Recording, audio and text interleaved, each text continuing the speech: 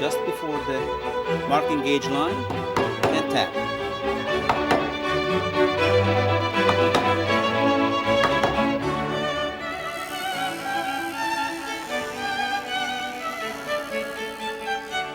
A lot of woodworkers do it visually by sighting down the saw, but I prefer to do it by feel, with my fingertips. I can tell whether the cutter is hot.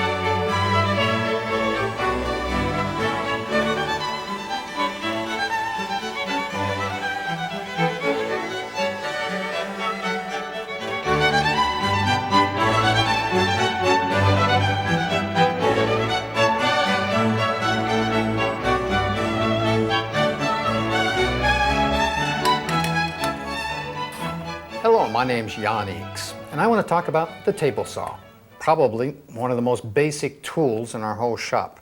Remember when you got your first saw and you took it out of the box, that's when you discovered there's really not much to it.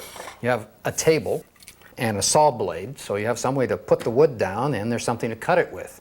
Now you need some way to guide the wood into the saw blade. So it comes with a fence. In this case, we've actually taken off the original fence and added a much larger, more precise fence that'll give us a better job. And then you have your miter gauge. The miter gauge is really quite limited as it comes. If you've read the instruction manual, you find out right away. They tell you to add a piece of wood, which gives you a larger, better bearing surface for carrying the wood across the table. Remember when you tried to do angles at the beginning?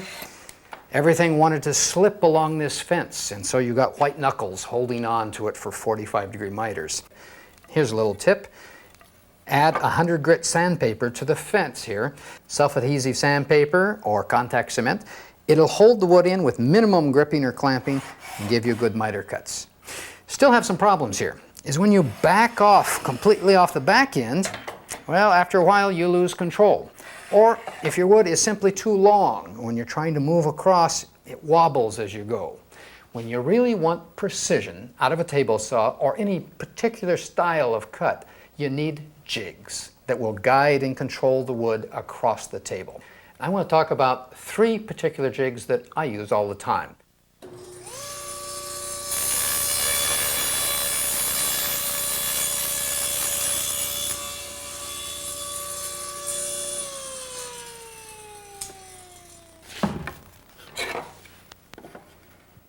Now that's square. And that's not easy to do with a board this wide, this long, with a regular miter gauge. It would kind of wobble all over the table. You probably wouldn't get it that precise. The sliding table or the crosscut jig carries wood very easily and nicely squarely to the blade. What is it actually? It's simply a big piece of plywood with a couple runners down on the bottom here that lock into the table as it goes and keeps everything in position. It's a lot easier to build than it looks like. Really, all you need to do is you get those 2 runners, and they're just pieces of hardwood that fit into a nice sliding fit in the slots here. Put them into place in the table. Take a piece of plywood, a little larger than your table, lay it down on top, and square it out to some extent. You pull the runners and the plywood out over this edge so that you can just get underneath and drive 2 screws in. Put it on the other side, put the screws down on the other side, and the whole thing's starting to come together. Now, if I were to raise the blade and cut into it, it would fall into 2 pieces, and that won't help. So we add this framework on the back side to help hold it all together.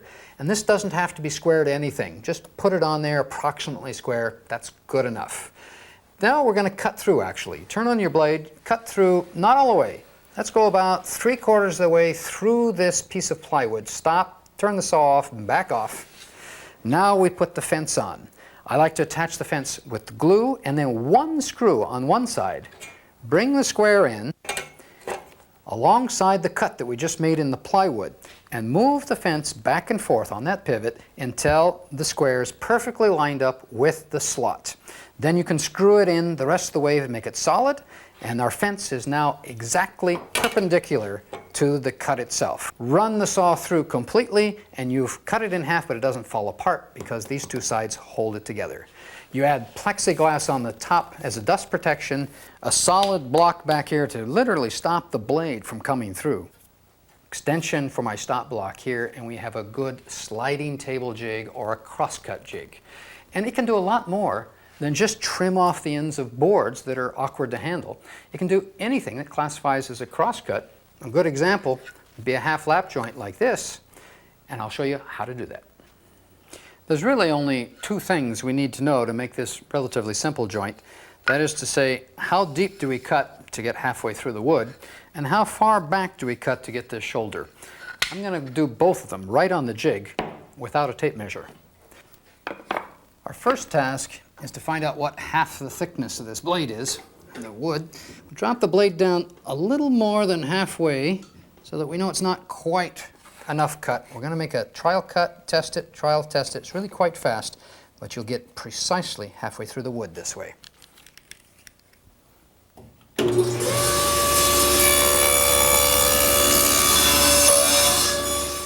To test the cut, you put the boards together as if you were making the joint.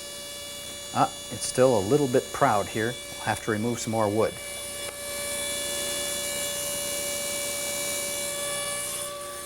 When you raise the blade, be careful. We're cutting into both boards, and the effect is doubled. A little goes a long way. There we are, already flush.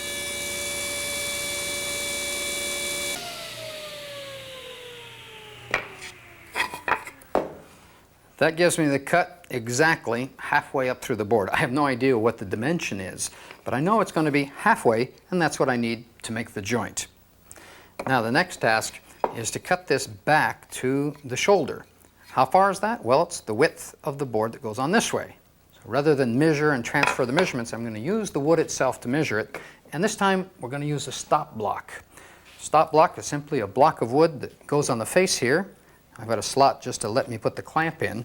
This particular one has one little feature I should point out to you. When you're doing repetitive cuts to length, you don't want to bind the loose piece of wood between the blade and the stop. It could kick. So you'll bring it in, push it over, then flip this up out of the way, which leaves this piece really loose, cut through the blade, this comes out freely out of the way, drop it down for your next one, and off you go. I don't need that particularly for what I'm doing now. What we want to do is simply put this board in here as a measurement device to the edge of the cut, because that's the left side here, the blade. And we'll bring the block over into contact with it, and you can even do it conservatively and adjust it later if you want to not cut too far. Once you've got this blocked in right, you can do a whole set of these joints without moving anything at all. Now we're ready to simply bring this edge in that we had just prepared, do the same half cut here. In fact, we can do them both at the same time. And in fact, with this sliding table jig, we could gang quite a number of them up here and do them all at once. Really quick, easy, and accurate. Let's do it.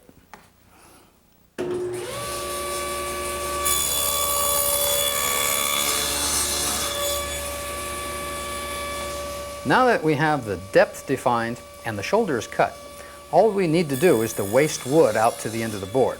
You can do it like I'm doing here with repetitive cuts.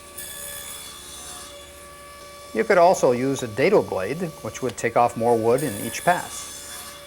Some people prefer to make just a few saw cuts and take it out with a wood chisel. You could also do it in a single cut with another jig on the table saw.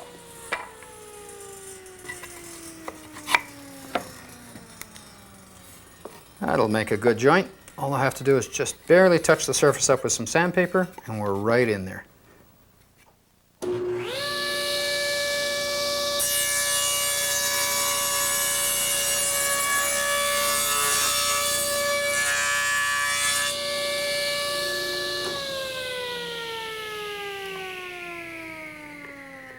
Well, in one pass, I've cut the entire cheek here.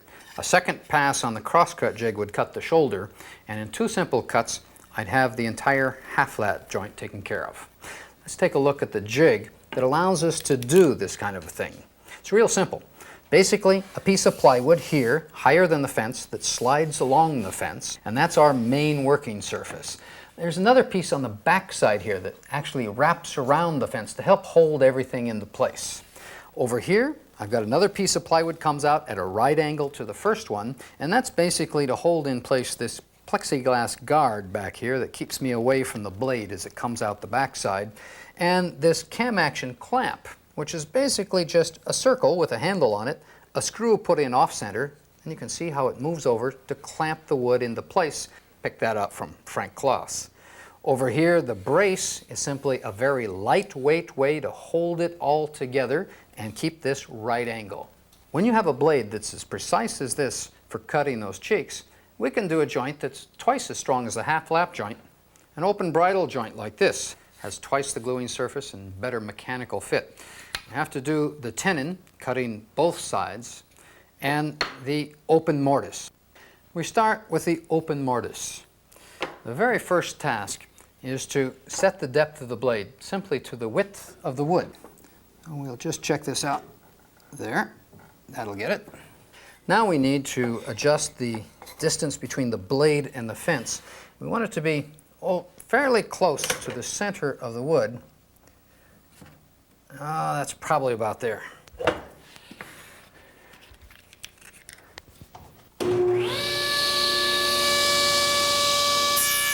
You notice I didn't fuss with centering this cut because when I turn it around, the second cut automatically centers the open mortise.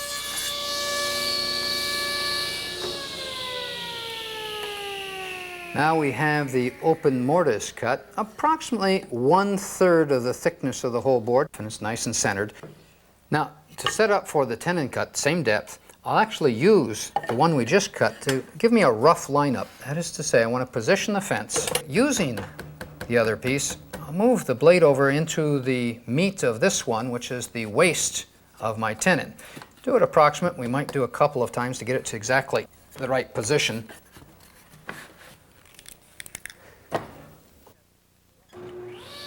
A real good test is to rough off the waist on your first tenon to make sure the joint fits perfectly before doing all the rest on your project.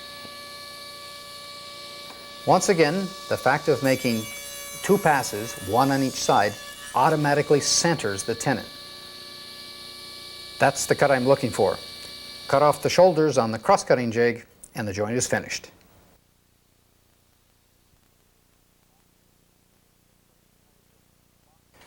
Let's take a look at another joint, the box joint or the finger joint. It's a great way for making boxes because there's a lot of glue surface and it makes a very strong corner joint. It's quite attractive and it's easy to build. This particular one is made with 1/8" fingers and slots. That's just the size of a standard carbide saw blade. I'm going to take a look at the same thing but using a dado blade, approximately 1/2 inch wide. Now, how do we control it? How do we get that equidistance as we go? We're going to use the miter jig with a slight addition to it. Very simple little jig we're going to add on. Basically, it's just a piece of plywood high enough that we can support our material vertical up. We first of all cut a slot through the blades. That gives me a slot like this. Then I'm going to take and cut a piece of hardwood, use a plane to plane it down so it fits exactly in there. This is my indexing pin. And with that, a bunch of straight lines here are just to help guide me visually to keep my boards vertical up later on. Now, where does it go on here? Take a look. The blade itself cuts the slot, and that doesn't change because it stays in the same place and the same width. What changes is the distance between the indexing pin and the blade, and that's where the finger is. So if I move out this way, we get a fat finger. If you come in here, you get a skinny finger. And by moving the indexing jig left and right, you actually adjust the tension of the fit on this joint. Now, how do we get an approximately good position? I'll take a piece of wood that I just cut off of this one that I fixed up for the indexing pin, so it's the same thickness, put it next to the blade, and that defines the space of the fingers the same as the slots. In fact, I usually cheat it a little fat to start with. I'm going to fine-tune this by cutting into scrap wood, the same hardness as my final wood, but only about 2 inches wide, so I don't have to cut for a long time to do my test. The first piece comes up tight against the indexing pin. I like to do them both at the same time, so I'll take my little spacer here again and space out the second one so they're indexed over. Eyeball with the pencil lines on the board to make sure it's vertical up. Let's get rid of that, and then we'll be ready to cut through with our first cut.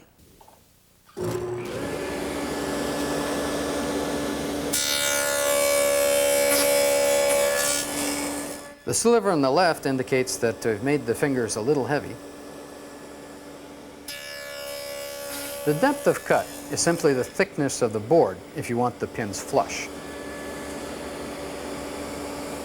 The pins are too thick to fit into the slots, so we'll loosen the clamps and move the indexing jig over.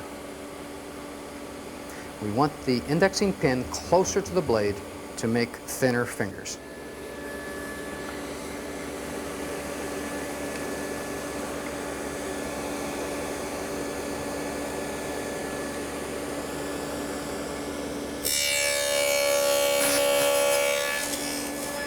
The sliver of the end is just barely there. We're almost dead on the edge.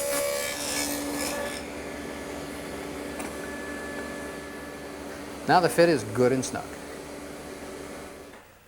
Now that we've got the joint just the right tension by getting the index finger in the right place, we're ready to do the corner for a real box joint here. 4-inch wide boards this time. I've marked the outside faces and the top of the box so that I know where everything goes. And that's important because what's useful is to collapse the boards back around face to face, the outside faces together.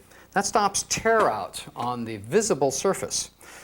Put them in here, index it as usual, and we're ready to cut.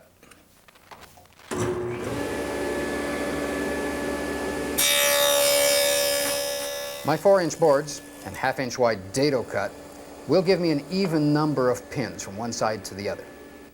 If in your job you come out with an odd size pin on the end, if it's strong enough, leave it. It can look nice. If it's a weak little sliver, you have two choices. Either make your boards narrower, cutting off that odd size pin, or just add spacers to your dado to make larger slots and fingers.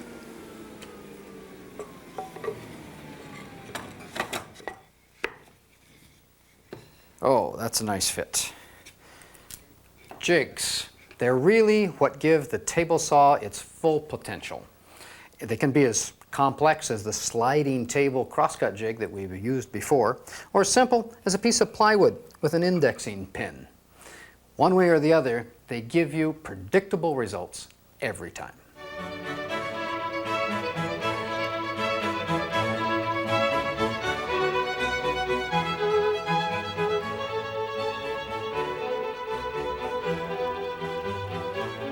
Hello, my name is Frank Klaus, and I'm going to talk to you about dovetails. Some people may think it's a secret of making dovetails. It's never been a secret in my family. Dovetails are very ancient joints and is used very widely for all kinds of constructions. If you examine, most pieces of furniture is probably dovetailed together in the corner. If you look at these pieces, this top half of a chest on chest, if I remove the molding, we can clearly see the true dovetails, the pins and the tails. And it's a box. Within a box, it's another box, which is the drawer. It's also dovetails. If we think about it, we're not really cabinet makers, we are boxologists. And if you look at this little night table drawer, we can see also the back has the true dovetails, and the front has the half-blind dovetails. And the drawer bottom is put in with a groove. The back of a drawer is narrower, so it can receive the bottom. On this jewelry box, which is made by my son, the bottom is screwed on there, and the lid is hinged on with hinges. It is decorated with marquetry and banding, and the dovetails is also for decoration. Today, if we make dovetails, we like to display them. In early times, the dovetails was there for strength, and the craftsmen covered them up with the molding. Is another example of dovetails on the shaker step stool, where we have the dovetails for decoration, and they're also very strong. Let me show you how do I make dovetails. Believe me, making dovetails is easy. Anyone can do it. You have to pay attention to the details. The dovetail has pins and tails. The pins going in to the tails. It's a mechanical joint, and it comes apart only one way, this way. This way does not come apart even if the glue fails. I make the pins first. If there is any secret, maybe here is my secret. I make the pins, and these will be my templates. I don't use any template, any gadgets, bevel gauge. I don't even measure. I make the pins by hand, and then I use this to mark my tails. To do dovetails, I use a marking gauge, dovetail saw, a couple of chisels, and a mallet. I don't use a router. You don't need a router and a jigs. Making dovetails by hand just as fast, and hand-cut dovetails has character. I have these boards here, which I already cut to make a box. If we put them together, we can see it was one board. I sanded already because it's much easier to sand a board while it's together. I cut them to size. I make this my box front, back, and the sides. I put a marking on it, which is a scribble. I mark the outside and the top edge on all four pieces, on the side, on the back, and on the other side. The outside of the box and the top edge. Next, I have to use the marking gauge to mark the corners before I can cut the dovetails. I set up the marking gauge for the thickness of the wood. Lock it. Some people set the marking gauge so the end grain comes out a little bit or reversed. I try to make them as flush as I can. Since the dovetails goes into each other, I have to mark the thickness of the board on to the other board. So we have to mark the boards on all ends with one nice stroke with the marking gauge. This will be the depth of the cuts. So it's very important to mark them inside and outside. And do the same thing on the other end. I put the two short on the side because these are going to be the tails. I cut the pins first, so I clamp this board with the scribble outside into the bench. Then I'm ready to cut my pins. First I cut a half pin. Cut straight down to the marking gauge line. Now I cut another half pin. And if you look at that, we already have a big tail, which is bigger there and smaller here. If I would cut this out, it would work, but it wouldn't have much glue surface. So I have to divide this to more tails.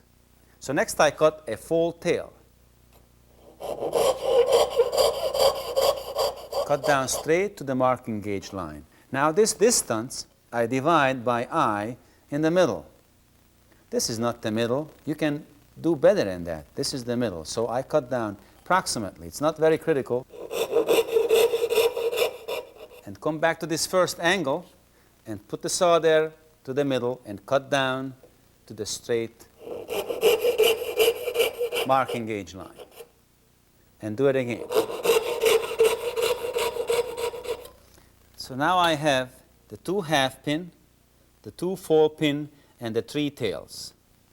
I do the same thing on the other side. A half pin, another half pin, and now a full tail. The thickness of the wood in here, approximately. And now divide this space in half, right there. Cut down to the line. And now go back to this first angle, and I divide these spaces again in half.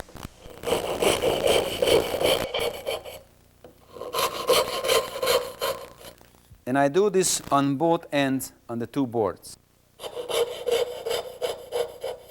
The next step is to chisel it out.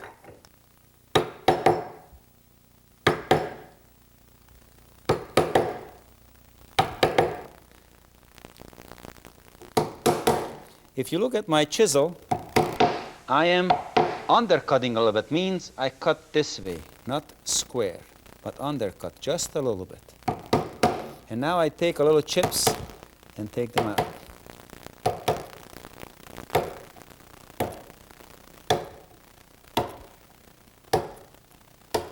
And tap down more,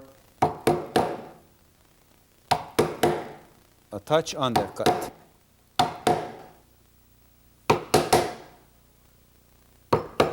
Turn it over and do the same thing from the other side. Put the chisel just a touch before the line, and when you tap on it, it will walk back to the line. And do the same on all tails. You can't force your chisel too hard. If your chisel is sharp, it will cut fast anyway. If your chisel is dull and you're hitting it too hard, it will break out the fibers. You need sharp chisel and patient, and your dovetail will be beautiful clean.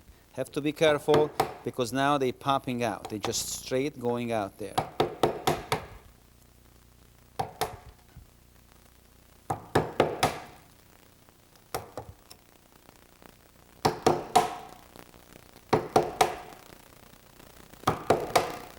Then do the same thing on the other ends.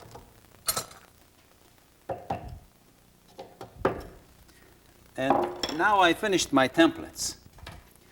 And yes, they are all a little bit different. But if I position them to the right place, they will be just fine. So what I got to do is make sure the scribing is down to the bench, the scribble, and facing each other, just like that.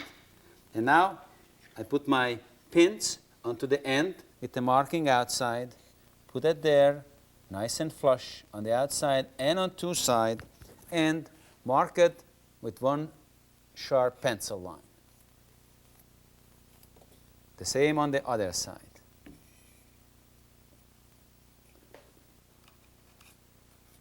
With one pencil line. And now I put this on the side. I'm done with that. And I flip this like that, and I reach for the other piece. There is no way you can make a mistake.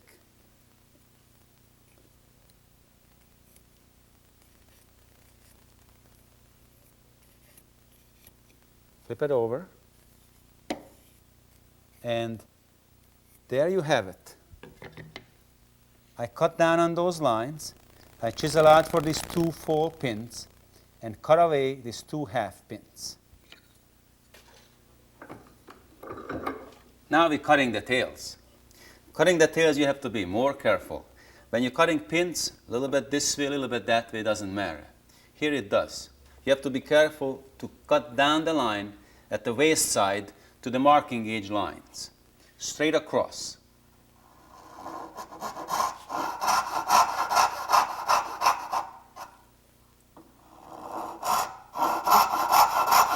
And stop at the marking gauge line right there. Start on a backstroke.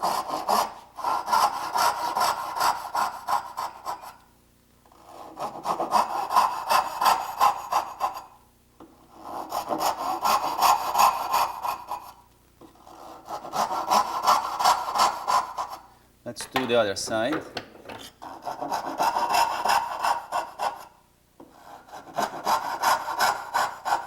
And now I have to cut off the half pins. We're cutting straight across and straight down at the marking gauge line. Start on a backstroke, cut down on the marking gauge line. Same on the other end. I do this on all four corners. And now we're ready to chisel it out. Put the two boards top on each other. Clamp it down tight.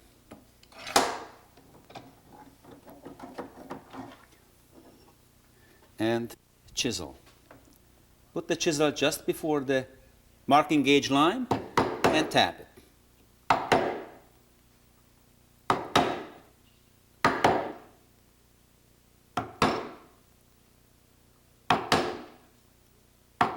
Notice my waist is full thickness on the end. I need this to be a support when I turn it over so the fibers don't break out. Chisel halfway through from each side. So now I flip it over and do the same thing from the other side.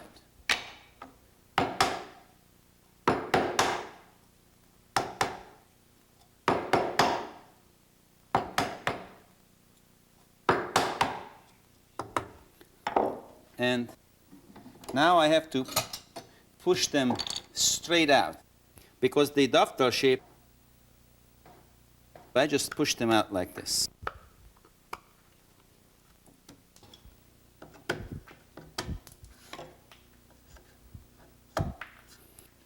So let's see how does it fit. If your dovetail is too tight, you can chisel a little more, or once the glue gets on, it swells up a little bit. The wood is forgiven. This is just right. What am I doing is paying attention to the scribbles, and I'm lining them up.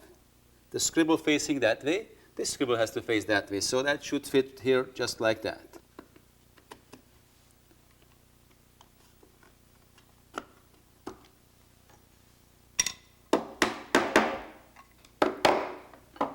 And here is our box.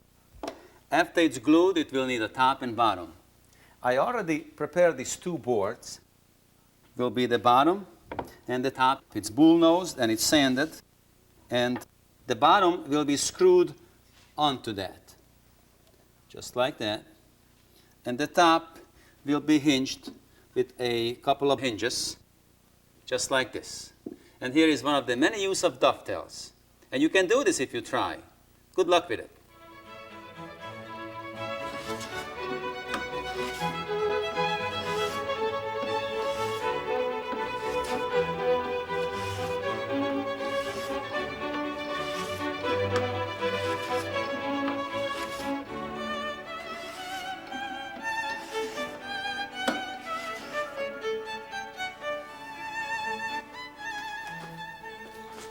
Hi, I'm Mike Dunbar.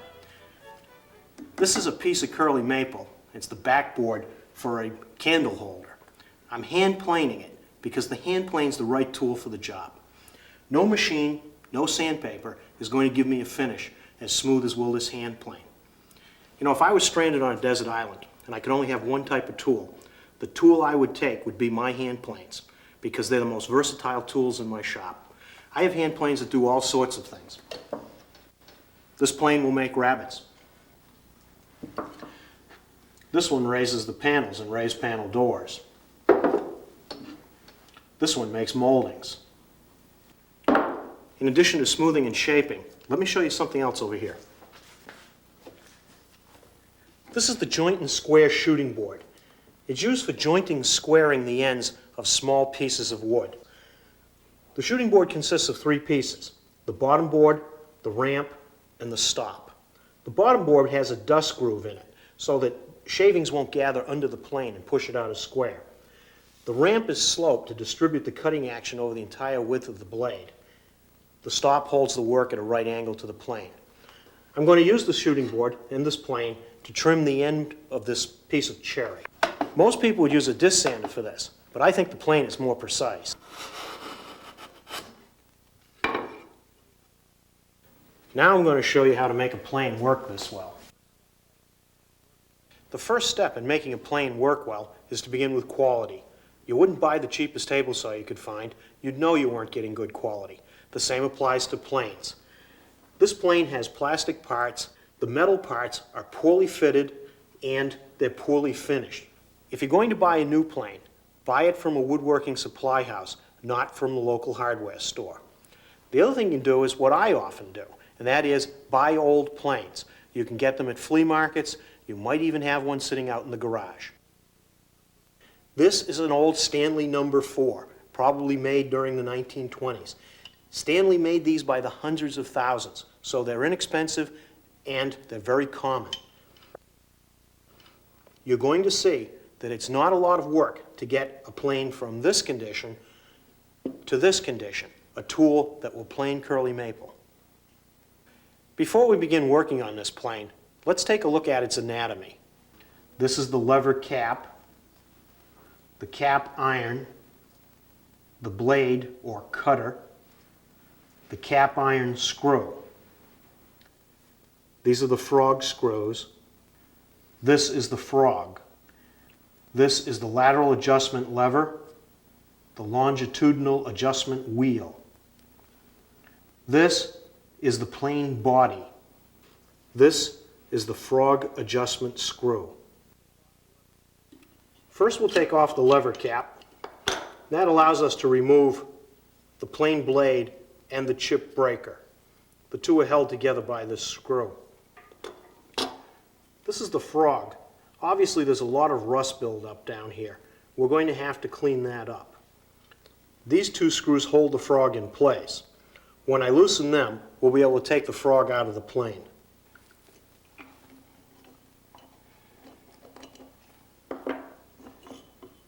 No, that's just what you'd expect to find. A lot of old shavings under the frog. Now that I've got the plane disassembled, let's clean it up. A tub of mineral spirits, which is just paint thinner, takes off an awful lot of the grime. Rust will come off with some coarse steel wool, number 3.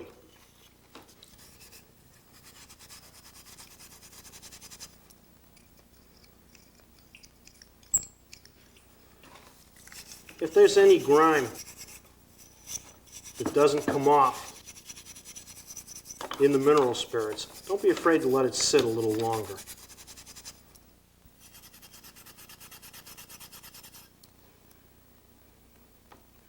This is the lateral adjustment lever. I'm finding that it's quite stiff. I can work some mineral spirits in there to help loosen it up, and I'll loosen it up further with oil later on. Now, on the other side of the frog is the longitudinal adjustment wheel. It's on a left-hand thread, so I turn it clockwise to back it off the stud. I can remove it completely, which allows me to clean it and the Y yoke.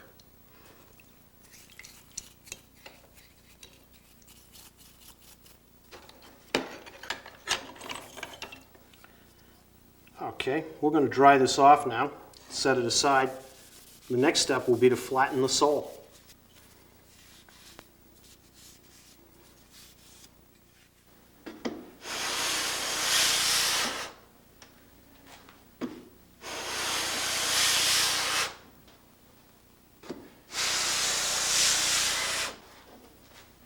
You know, it would make sense that a tool that's supposed to produce a flat surface would have to have a flat sole itself.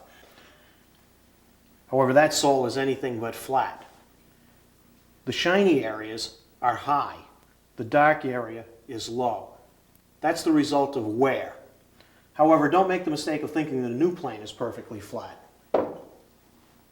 I sprayed the sole of this plane with a red layout fluid and then ran it over the lapping table. The sole of a new plane is very seldom perfectly flat. To flatten, you need a flat surface. Some woodworkers use the top of their table saw, but I like a dedicated surface. I use a piece of 3/8" tempered plate glass. To it, I glue a sanding belt with spray adhesive. Let me show you how I use it.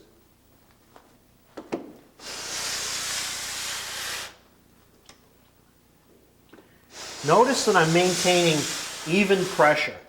What I'm not doing is duplicating the action of hand planing.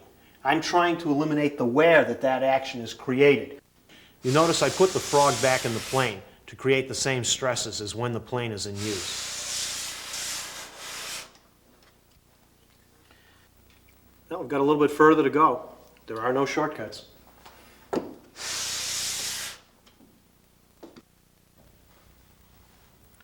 There, I'm done on the lapping table. You notice there's a slight hollow here. Not concerned about that. The plane does make contact all around the edges of its sole, and above all, right here along the edge of the mouth. I also lapped 3 other areas. The front edge of the lever cap,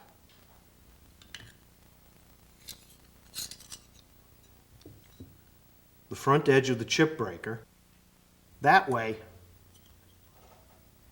it makes tight contact with the back of the cutter, and shavings can't get jammed in between them. Notice too that I flattened the back of the cutter. This is the first step in sharpening, and it's unfortunately one that too many woodworkers overlook. I don't have time to give you a complete tutorial in sharpening, but I can't stress enough that you must begin by flattening the back of the cutter. It's very similar to flattening the sole of the plane. Let me show you how it's done.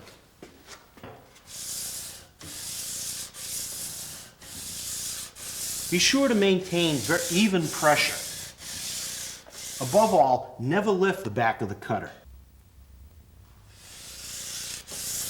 The purpose of this is to not only flatten the back of the blade, but also to remove any imperfections. Remember, a cutting edge is two flat, polished surfaces coming together at an angle. This is the first of those surfaces. The second is going to be produced on the grindstone.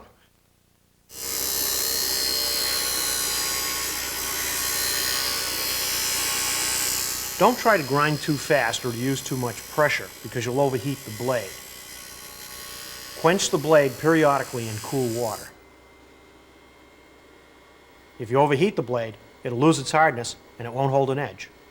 For the gentle crested curve of a smooth plane blade, you can grind both the profile and the bevel at the same time by rocking the blade as I'm doing here. I don't place the blade flat on the rest. I get more flexibility by using the rest as a contact point. Grinding is a matter of practice. I've ground hundreds of plane blades, so I can do it freehand.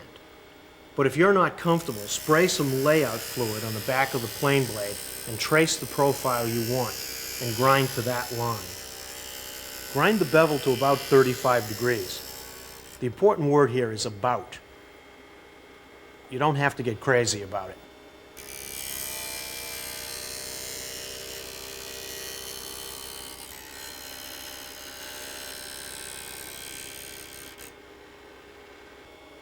This is a good uniform bevel.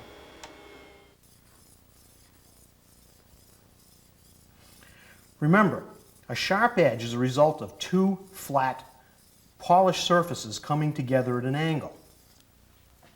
Before I ground the bevel, I flattened the back of this cutter on the lapping table.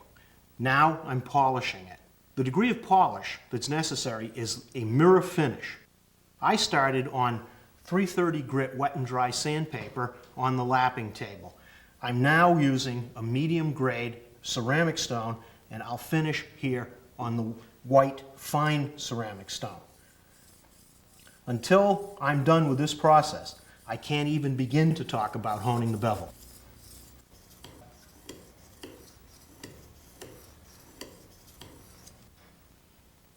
There, I like what I see. Now I'm going to hone the bevel. I'm going to create a fine line of polish along the entire cutting edge. I'll do that by holding the cutter at the same angle as the bevel. I'll polish by moving the cutter in small circles and rocking along the slightly crested edge.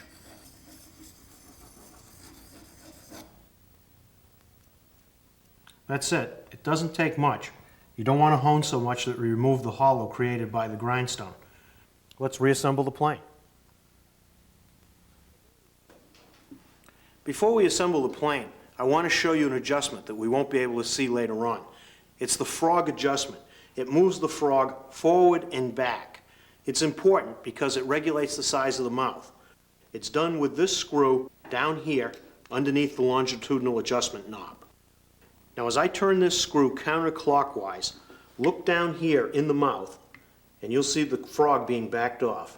Now that the frog is backed off, we need to assemble the chip breaker and the blade. This is the way to do it to avoid any damage to the cutting edge.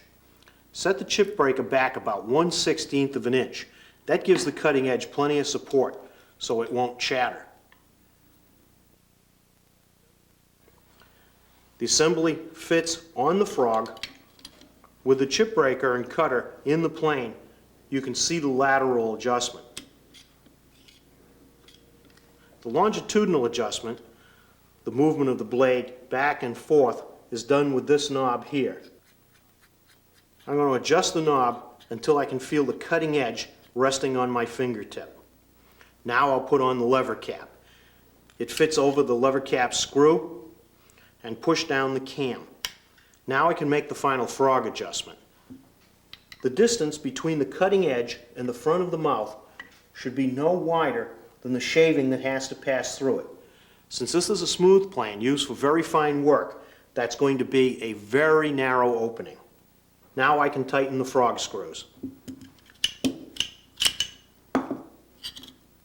They should be snug, but not so tight that you risk breaking the cast iron frog.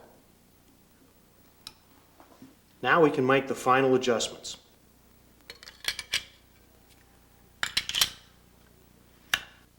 A lot of woodworkers do it visually by sighting down the saw, but I prefer to do it by feel, with my fingertips. I can tell whether the cutter is high on one side or the other. I can also tell whether or not it's set deeply enough. There, that's just about right. Let's see how it works.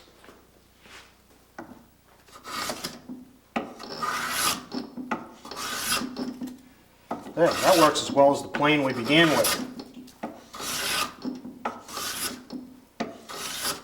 You know, I've been working wood for 20 years. Using a well-tuned hand plane is still the most satisfying experience.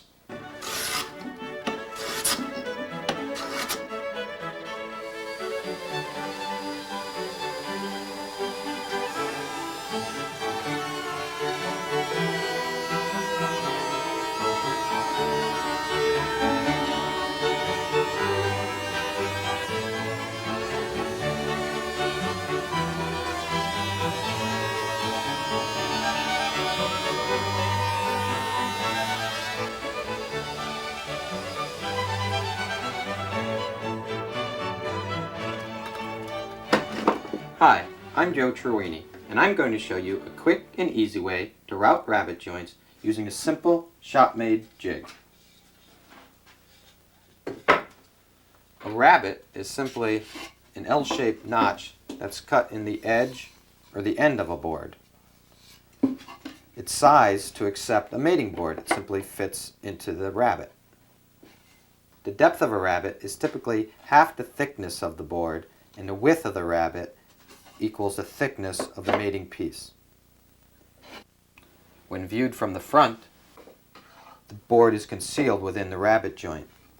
The two pieces can either be glued together only, or if fasteners used, they're driven through the rabbeted board. Rabbet joints are popular in all types of cabinetry, all sizes and styles, including small jewelry boxes like the one we have here. Rabbet joints were used to join the front and the back to the sides. Rabbets were also cut in the bottom edges of all four pieces to accept the plywood bottom. The plywood bottom sets into the rabbets and leaves a nice clean look to the box. If I were to orient the box this way, you could see that the same joinery could be used for building a wall-hung cabinet, which is what I'm working on today. The drawing I have here on the wall shows the cabinet we're working on. The cabinet measures 16 inches wide by 28 inches high. The sides of the cabinet are rabbeted on the ends to receive the cabinet top and bottom. All four pieces are also rabbeted along the back edge to receive a 1/4 inch plywood back. Now let's take a closer look at how the jig works. It consists of 4 pieces, 2 side rails, a fence, and a stop block. In use, the fence rides along the edge of the workpiece. The router sits in here and is held tightly against the stop block. There are 2 main advantages to using this jig. The first is that you only need to make one adjustment, and that's the depth of cut on the router. In this case, it was 3/8 of an inch deep for 3/4 inch stock. The other advantage is that you only need to use a standard straight bit. You don't need to buy a more expensive rabbeting bit, and you don't have to fuss with changing ball bearing pilots. The width of cut is determined by the distance between the fence and the edge of the stop block. In this case, the width of cut is 3/4 of an inch. I typically use this jig in conjunction with two others. The only difference being the distance from the fence to the stop block, which varies by 1/4 inch from one jig to the next. This allows me to cut a 3/8 inch deep by 3/4 inch rabbet in 3 stages, rather than trying to plow out all the waste in one single pass. The alternative to building all 3 jigs is to simply build the widest cutting jig, and then make 2 shims. One is 1/2 inch thick, and the other 1/4 inch thick. Insert the thicker shim and make the first pass to cut a 1/4 inch wide rabbet. Then replace it with the second thinner shim to cut the second pass and form a 1/2 inch wide rabbet. The third and final pass is made without any shims to complete the 3/4 inch wide rabbet. Okay, now let me show you how I made the jig. First I cut the parts to length, and then I notched the side rails to accept the 1 inch wide fence. I usually make the fence out of hardwood. If you use plywood, I recommend covering with plastic laminate to create a durable surface. I also notch the fence before I attach it to give clearance for the bit. The fence is attached with glue and finishing nails. The distance between the rails is a couple inches wider than the base plate on the router. Then you cut the stop block to fit between the rails. And to determine the distance from the fence to the stop block, you must measure the distance from the cutting edge of the bit to the edge of the base plate. In this case, it's 2.5 inches. Then you add 1/4 of an inch, or whatever you want your width of cut to be. You add that. In this case, it's 2 3/4 of an inch, and that's where you fasten the stop block. Clamp it and make a test cut in a scrap board to make sure it's in the right position. Then simply trim off the rails and glue and nail the stop block in place. I've got one more cut to make, and that's for the plywood back. And for that, I'll use the 1/4 inch jig. I start with the jig held firmly against the edge of the workpiece and the router against the left-hand rail, with the bit clear of the workpiece. I advance the jig and the router across the board to approximately the middle. Then I switch hands and use my left hand to push the jig and router through to the end of the cut. If this were an end rabbet cut across the grain, I would have begun by making a small back cut to prevent tear-up.